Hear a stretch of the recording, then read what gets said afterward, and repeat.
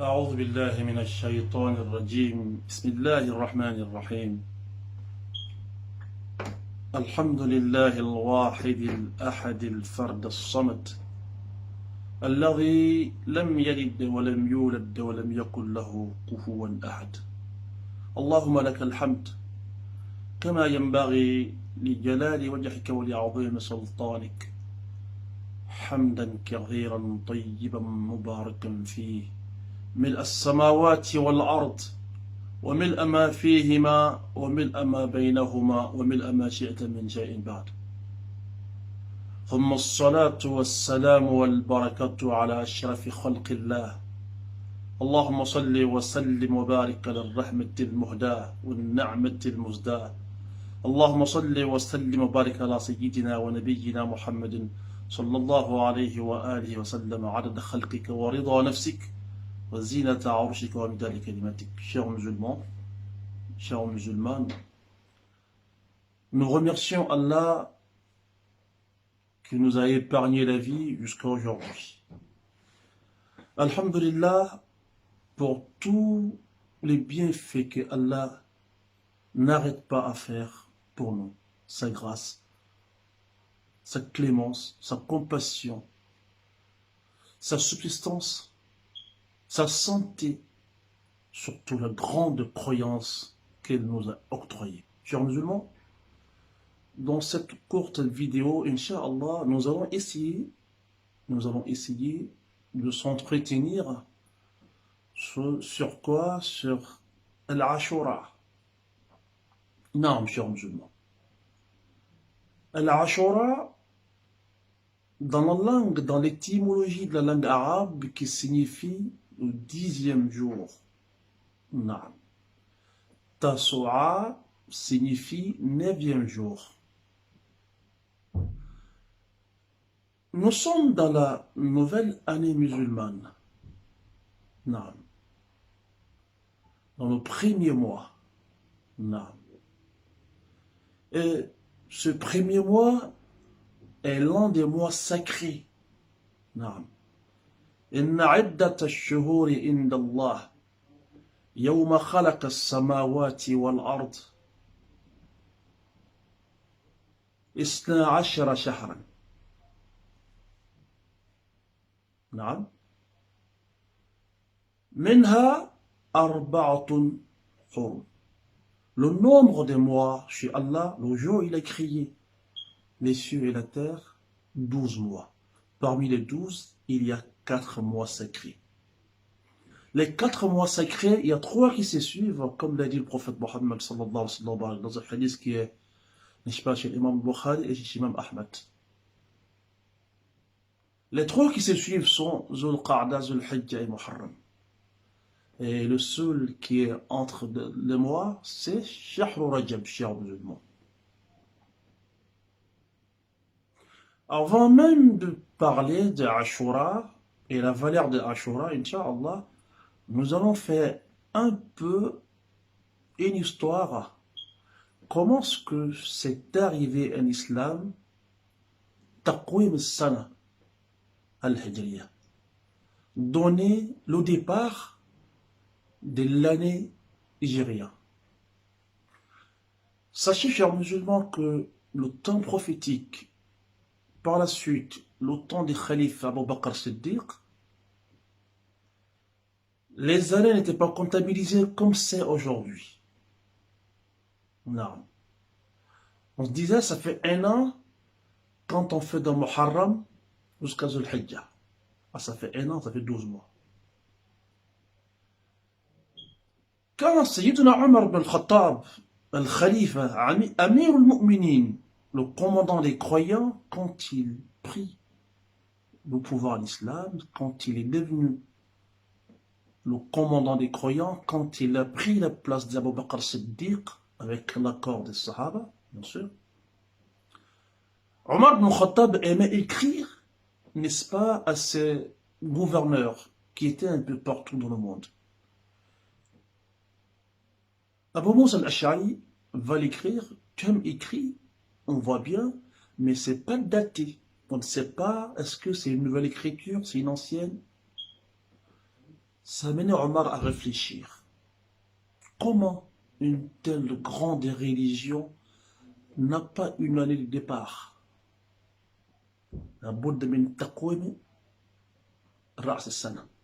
Il faut mettre un jour de l'an, avec des conseils un peu partout, et surtout des cercles très proches, très refermés des prophètes Mohammed sallallahu alayhi wa sallam qui restaient encore. Il fait des réunions, des rencontres. Chacun va proposer.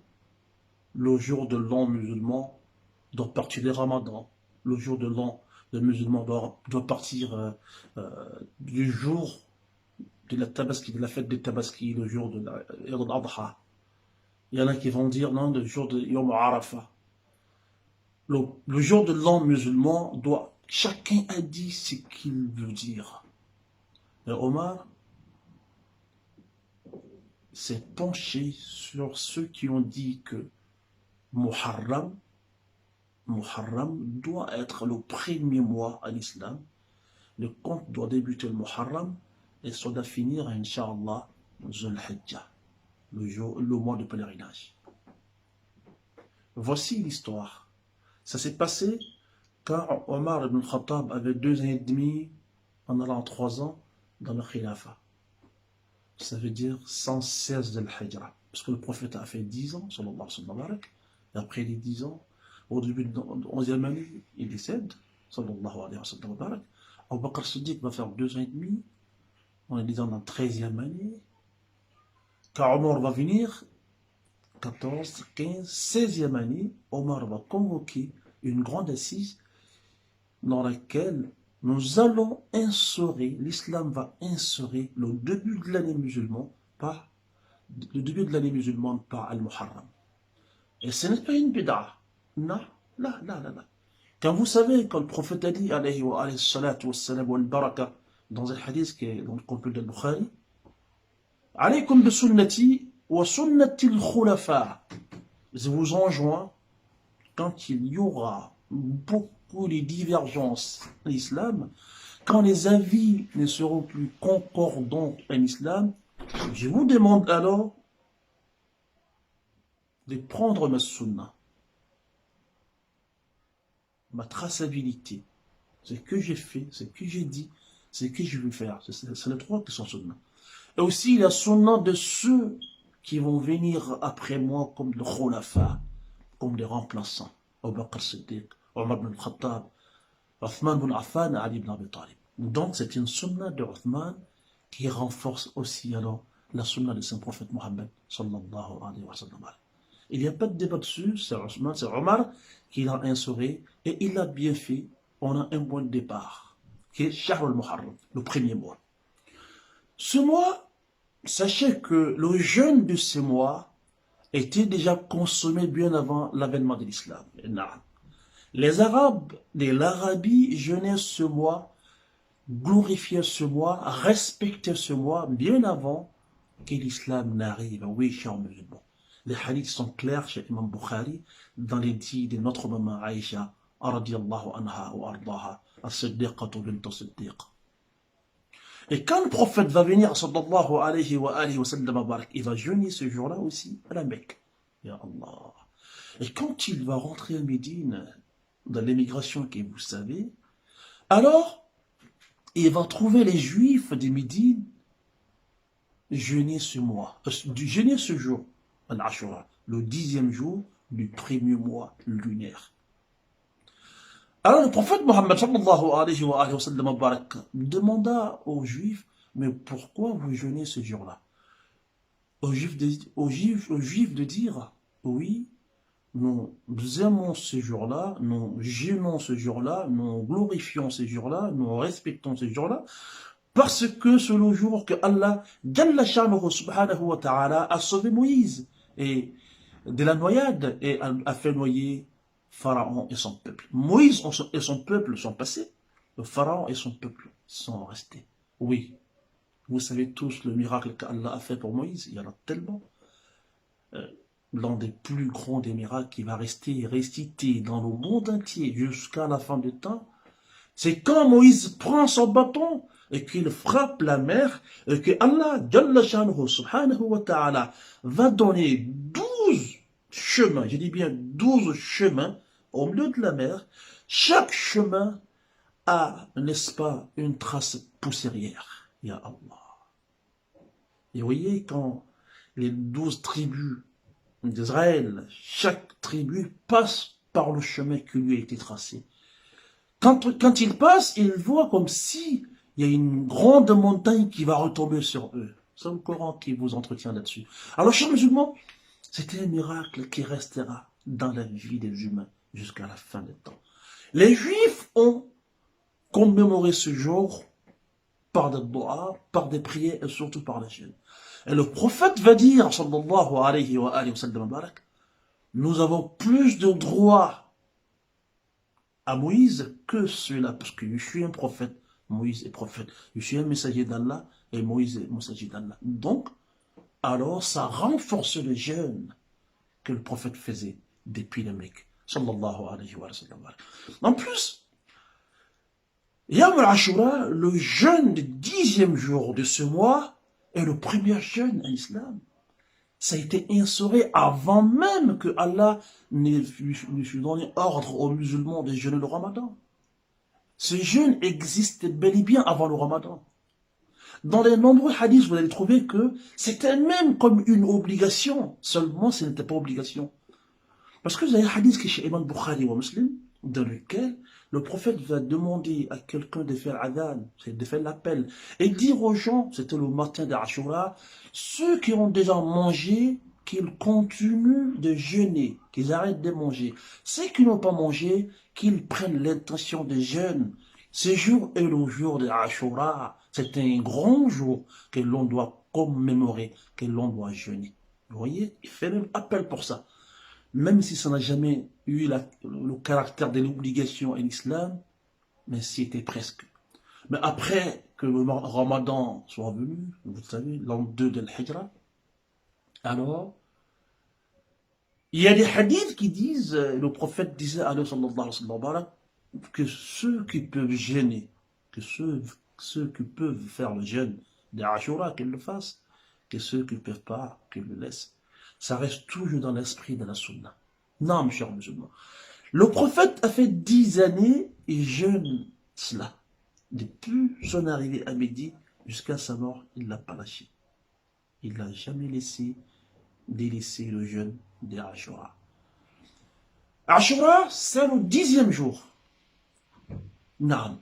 Et il y a tellement de hadiths qui parlent du privilège, de la place prépondérante que l'islam a donnée aux jeunes d'Ashura, chers musulmans. Le prophète va dire, sallallahu alayhi wa sallam, dans un hadith qui est chez Imam Muslim, le jeûne le plus méritant après celui de Ramadan, c'est le jeûne de mois que vous appelez Muharram. Oui. Et dans d'autres hadiths, le prophète va dire, sallallahu alayhi wa sallam wa barak, dans le hadith qui est chez Imam Muslim encore, le jeûne de jour, 10e jour de Shahr Muharram, que est l'Ashura, ce jeûne, une seule journée,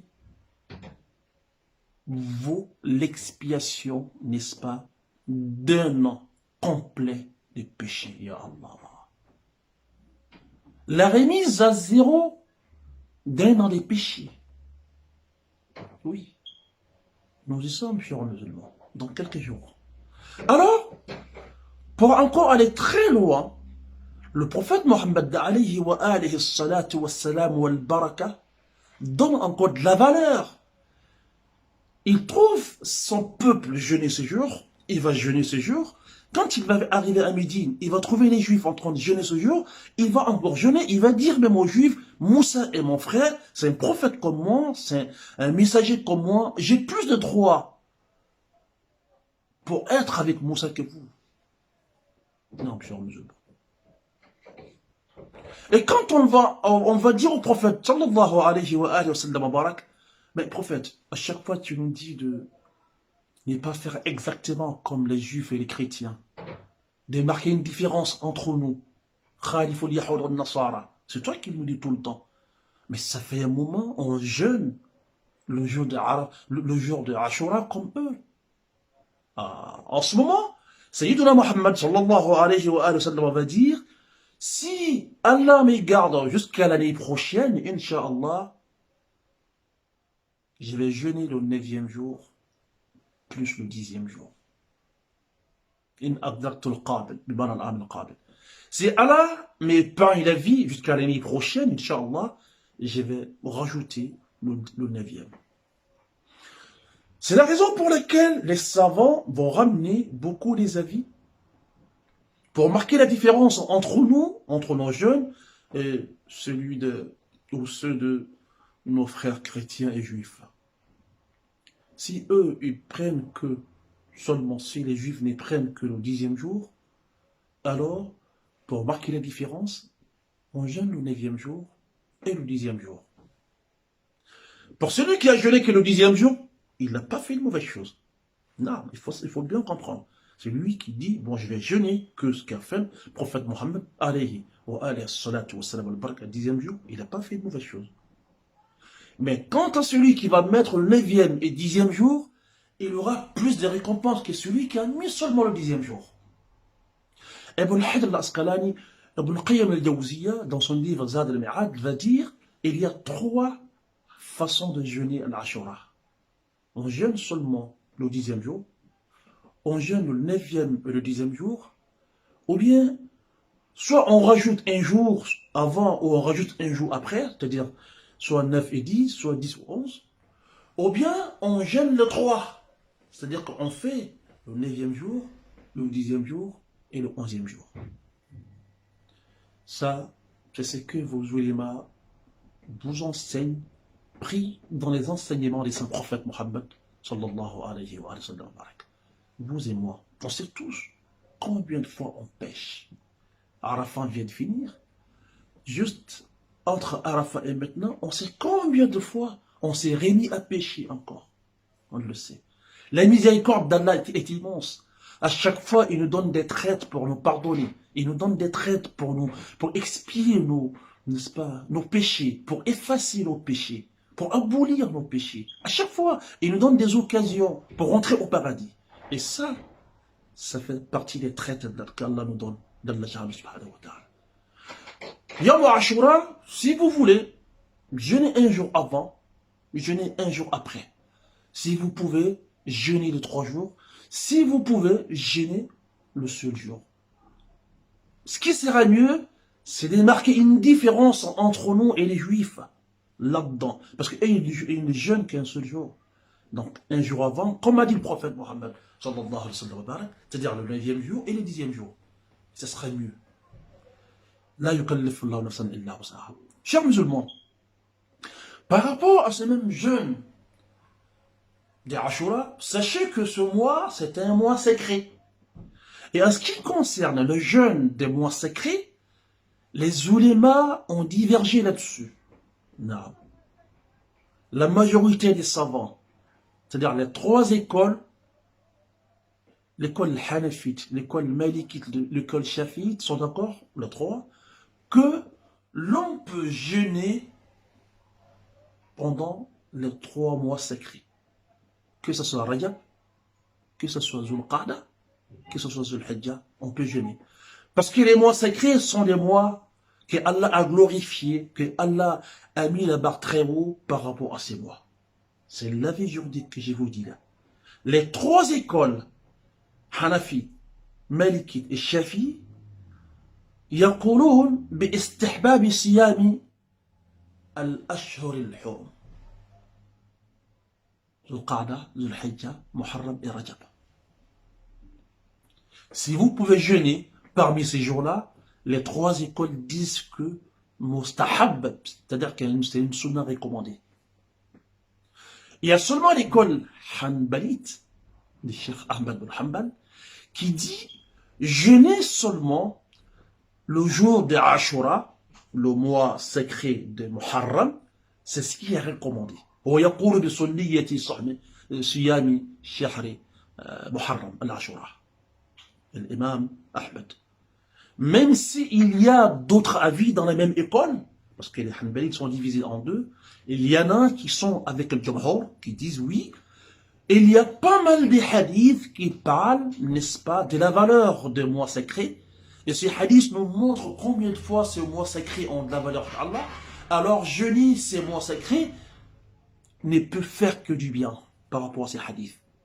Ahmed bin Hanbal, dans fait le mashhour anhu, dans sa position officielle, il veut que Siyam al-Ashura.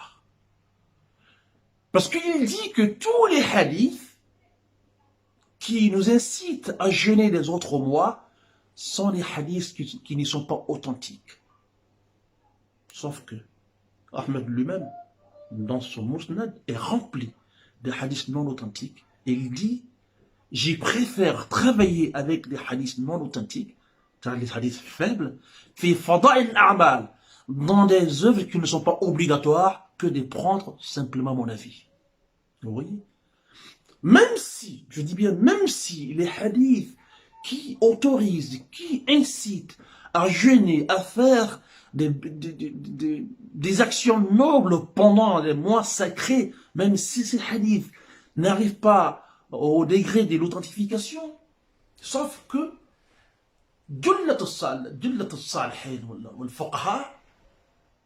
la grande majorité des savants ont travaillé avec. Hormis Ahmed ici. Parce que l'autre avis d'Ahmed, c'est qu'il est d'accord avec le groupe. Tout ça, c'est pour dire combien de fois ces mois sont importants. Toi qui auras le cœur tranquille pour jeûner Rajab, pour jeûner Zulqa'da, pour jeûner Zulhijja, pour jeûner Muharram, je dis bien des jours dedans, fais-le. Ça n'a pas commencé par toi. C'est un avis qui existe depuis. Et toi qui auras le cœur apaisé pour jeûner que Muharram, fais-le. Mais ne dis pas aux autres qui font alors, qui jeûnent quelques jours dans tous ces mois sacrés, qu'ils sont sur un faux. Là. Parce qu'aujourd'hui, nous sommes arrivés à un stade, quand je n'ai pas de ton avis, je suis sur le faux. Et ça, c'est pas vrai. Les savants se respectent entre eux.